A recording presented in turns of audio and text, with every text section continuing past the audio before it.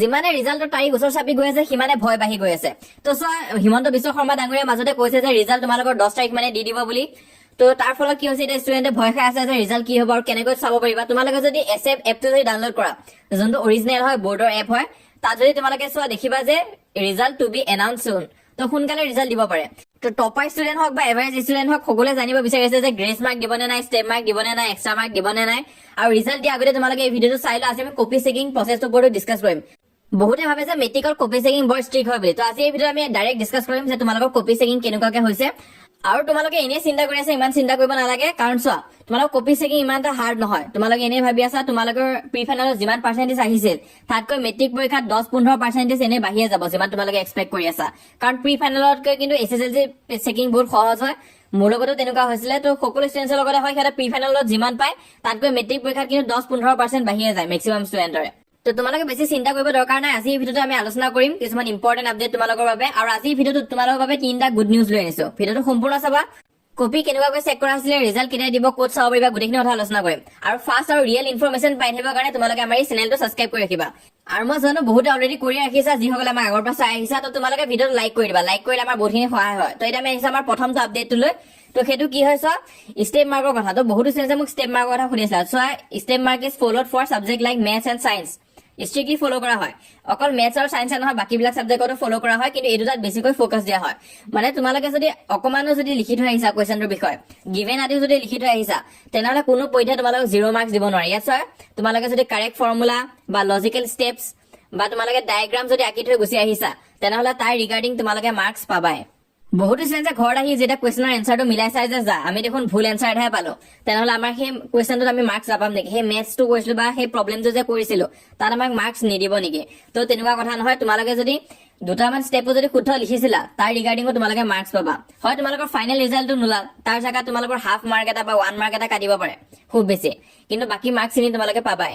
বা তাকে নকৰি গিভেন আদিও যদি লিখি থৈ আহিছা তেতিয়াও নম্বৰ পাবা। আৰু বাকী চাবজেক্ট ইংলিছ, আছামিছ তাতো যদি তোমালোকে গোটেইখিনি কুৱেশ্যন এটেম্প কৰিছিলা, তেনেহ'লে তোমালোকৰ নম্বৰ বাঢ়িবই। সেইটো তোমালোকে চিন্তা কৰিব নালাগে।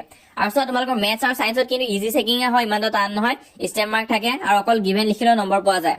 তাতে তোমালোকৰ ইলেক্টিভৰ কথা যদি মই কওঁ, তেনেহ'লে তোমালোকে গোটেইখিনি কুৱেশ্যন যদি এটেম্প কৰি থৈ গুচি আহা আৰু তোমালোকৰ হেণ্ডৰাইটিংটো ইমান ভালো হ'ব নালাগে, কিন্তু যদি স্পষ্ট হয় তেনেহ'লে তোমালোকে নম্বৰ পাবাই।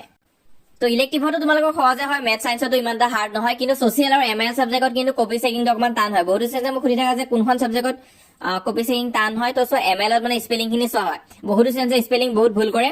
তো স্পেলিং ভুল হৈ থাকিলে কিন্তু তোমালোকৰ নম্বৰ আল্টিমেটলি কমিয়ে যাব। যদি কোনোবা এটা কুৱেশ্যনত 3 নম্বৰ আছিলে, তোমালোকে ঢেৰ ভুল কৰি থৈ আহিছা, 2 পাবা বা 1 পাই যাব পাৰা। তো সেইটো কাৰণে ভুল কৰিলে কিন্তু নম্বৰ কমে স্পেলিং ML ছাবজেক্টত। আৰু ছচিয়েলতো যদি তোমালোকে বহুত সৰু সৰু এনচাৰ লিখা, তেতিয়া কিন্তু নম্বৰটো সম্পূৰ্ণ নিদিয়ে, তাতো 1-2 নম্বৰ কাটি যায়গৈ। আৰু যদি ইংলিছৰ কথা কওঁ, ইংলিছত কিন্তু কপি চেকিংটো মিডিয়ামে হয়।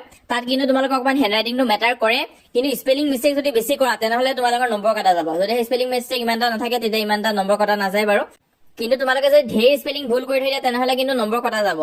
তো সেইটো অকণমান মন কৰিবা তোমালোকে। বাকী গ্ৰেছ মাৰ্কৰ কথা মই অলৰেডি ডেডিকেটেড ভিডিঅ' দিয়ে থৈ দিছোঁ, তোমালোকে চোৱা নাই যদি চাবা। মই লিংকটো তোমালোকক দি দিম বাৰু ডেছক্ৰিপশ্যনতে। তো গ্ৰেছ মাৰ্কৰ ভিডিঅ'টো তোমালোকে চাবা। তো কি হৈছে, গ্ৰেছ মাৰ্ক কিয় দিয়া হৈছে, যাতে যিসকল ষ্টুডেণ্টে ফেইল হ'ব ওলাইছে অকণমান নম্বৰৰ কাৰণে, সিহঁতে যাতে পাছ হৈ যায়, সেইটো কাৰণে গ্ৰেছ মাৰ্ক দিয়া হৈছে। তো এইবাৰ দিয়া হ'বনে নাই, তো এইবাৰ নিশ্চয় দিয়া হ'ব। তো আগতে কি আছিলে, কোনোবা ষ্টুডেণ্টে যদি 30ৰ ভিতৰত 27 পায়, 26 পায়, তাক 3 মাৰ্কছ, 5 মাৰ্কছ, 4 মাৰ্ক এনেকুৱাকৈ দি পাছ কৰাই দিয়া হয়। তো আজিকালিতো বেলেগ বেলেগ হৈ গ'ল, MCQটো পাছ কৰিব, ডেছক্ৰিপটিভতো পাছ কৰিব লাগিব। তো অকণমান ডিফাৰেঞ্চত যদি তোমালোকে ফেইল হৈ যায় তেনেহ'লে পাছ কৰাই দিব। সেইটো চিন্তা কৰি নাথাকিবা। যদি অকণমান মাৰ্কছ কমি যায় তোমালোকক পাছ কৰাই দিব, কিন্তু বেছি ডিফাৰেঞ্চ হ'লেহে পাছ কৰাই নিদিয়ে। নেক্সট কথাটো হৈছে যে ইংলিছৰ যোনটো কুৱেশ্যন ভুল হৈছিলে, মই অলৰেডি কৈছিলো তোমালোকক, এইটো নিশ্চয় তোমালোকে গম পালা, আগতে মই ভিডিঅ' দিলোৱে অলৰেডি।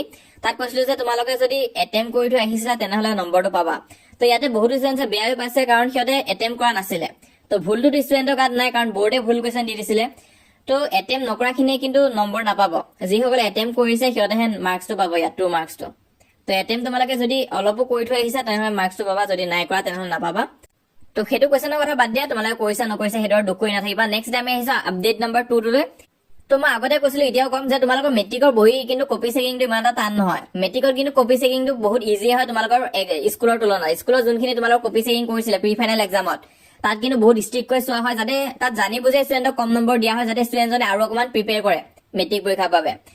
তো নৰ্মেলি ষ্টুডেণ্টে যেতিয়া এক্সাম দিয়ে সিহঁতে দেখা পাই যে সিহঁতে মেট্ৰিক পৰীক্ষাত সিহঁতৰ প্ৰি ফাইনেলতকৈ কিন্তু 10-15% বাঢ়ি গৈছেগৈ তো তেনেকুৱা হয় মোৰ লগতো তেনেকুৱা হৈছিলে তো তোমালোকে প্ৰথম কমেণ্ট কৰি জনাবা যে কিমান তোমালোকে এক্সপেক্ট কৰি আছা তোমালোকে কিমান এক্সপেক্ট কৰিছা 70% 80% নে কিমান এক্সপেক্ট কৰি আছা কমেণ্ট কৰি জনাবা ভিডিঅ'টো ইয়াতে পোষ্ট কৰা তো মই চাব বিচাৰিছো আমাৰ ষ্টুডেণ্টসকলে কিমান এক্সপেক্ট কৰি আছে নৰ্মেলি তো বহুত ষ্টুডেণ্টছে 80% আশা কৰে কিছুমানে 60% পালে সুখী হ'ম বুলি ভাবে তো তোমালোকে এক্সপেক্ট কিমান কৰিছা কিমান মান তোমালোকে পাব পাৰা এতিয়া কমেণ্ট কৰি জনাবা পিছত তোমালোকে মিলাই চাব পাৰা মেক্সিমাম চান্স আছে তোমালোকৰ কিন্তু মাৰ্কছটো বাঢ়িবহে যিমান তোমালোকে এক্সপেক্ট কৰিছা কাৰণ প্ৰি ফাইনেলৰ যোনটো চেকিং হয় ন তাৰ ডিফিকাল্টি বহুত থাকে মেট্ৰিক পৰীক্ষা কিন্তু চেকিঙৰ ডিফিকাল্টি ইমান নাথাকে তো বহুত ষ্টুডেণ্টছৰ লগত হয় মোৰ লগতো হৈছিলে প্ৰি ফাইনেলত 72% পায় পিছত মেট্ৰিক পৰীক্ষা আকৌ 83 হৈ গৈছিলেগৈ তো পাৰ্চেণ্টেজটো বাঢ়ে তো যদি তোমালোকে লিখি আহিছা তেনেহ'লে নম্বৰ পাবাই মেট্ৰিক পৰীক্ষাত ইমান এটা ষ্ট্ৰিক্ট নহয় বহি চেকিং কিন্তু লিখি আহিব লাগিব নেক্সট এতিয়া আমি আহিছো আপডেট নম্বৰ 3 লৈ যোৱাকালি কাৰ্বি আংলং ডিষ্ট্ৰিক্টৰ বোকাজানত হিমন্ত বিশ্ব শৰ্মা ডাঙৰীয়া আহিছিলে চিএম আহিছিলে আৰু তেওঁ কৈছিলে যে মেট্ৰিকৰ ৰিজাল্ট 10 তাৰিখে দিব বুলি তেওঁ কৈছিলে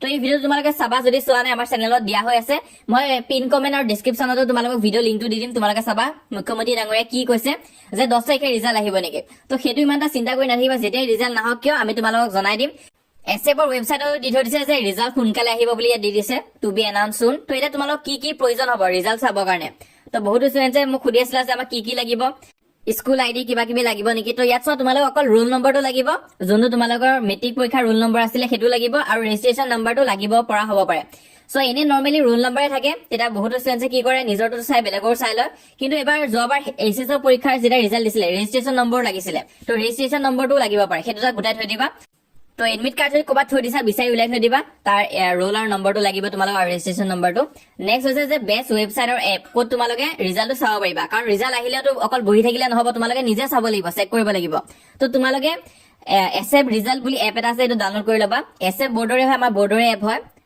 তো তোমালোকে সেইটো এপ ডাউনলোড কৰি ল'বা তাত তোমালোকে এনেকুৱা আছে ইণ্টাৰফেচ পাবা য'ত তোমালোকে নিজৰ ৰোলটো ভৰাব লাগিব আৰু তোমালোকৰ নাম্বাৰটো ভৰাব লাগিব তাৰপিছত কেপচাটো তোমালোকে ইয়াত যি দিয়া আছে 4টা নম্বৰ আছে সেইটো নম্বৰ তোমালোকে ভৰাই দিব লাগিব সবৰে বেলেগ বেলেগ থাকে সেইটো কেপচাটো সেইটো ভৰাই ফেলে যেতিয়া তোমালোকে গেট ৰিজাল্ট দিবা তেতিয়া তোমালোকৰ ৰিজাল্টটো আহি যাব শো হ'ব তো এতিয়ালৈ ওপেন হোৱা নাই যেতিয়া ওপেন হ'ব মই তোমালোকক জনাই দিম এইকেইটা হৈছে ৱেবছাইট এইকেইটা ৱেবছাইটত তোমালোকৰ ৰিজাল্টটো আহিব তো কেইটামান ৱেবছাইট লৈ আনিছো চোৱা তোমালোকে sevaonline.org এটোত যাব পাৰা খুবেই ভাল ৱেবছাইট হয় লগে লগে পাই যোৱা চান্সেছ আছে কাৰণ ট্ৰেফিক এই গোটেইখিনিতে হয় তো সেইটো কাৰণে ৱেবছাইটত কেতিয়াবা নোপোৱা চান্সেছো থাকে কাৰণ ধেৰ ষ্টুডেণ্টে যিহেতু ৱেবছাইটত চাব যায় সেইটো কাৰণে ৱেবছাইট ক্ৰেছ হৈ যায় সেইটো কাৰণে তোমালোকে বহুতকেইটা ৱেবছাইট দিছো তোমালোকে চাই থৈ দিয়া প্ৰথমটো নাহিলে ছেকেণ্ডটোত যাবা ছেকেণ্ডটোত নাহিলে থাৰ্ডটোত যাব পাৰা ইয়াত দেখাইছো মই তোমালোকক 5টা ৱেবছাইট চোৱা তোমালোকে আসাম শিক্ষা কিবা কিবি আছে তাৰপিছত schools9.com indianexpress.com assamresult.in assam job alert vidyavision.com তাৰপিছত iresult.net